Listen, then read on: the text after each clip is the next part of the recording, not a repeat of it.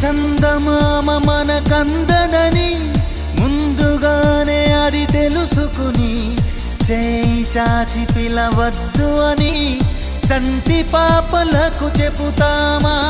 లేనిపోని కలలెందుకని మేలుకుంటే అవి రావు అని జన్మలోని నిదరోకు అని కంటి పాపలకు చెబుతామా? కలలన్నవి కలలని నమ్మనని అవి కలవని పిలవకు కలవమని మది మీటుతున్న మధురానుభూతి మననడిగి చేరుతుంది.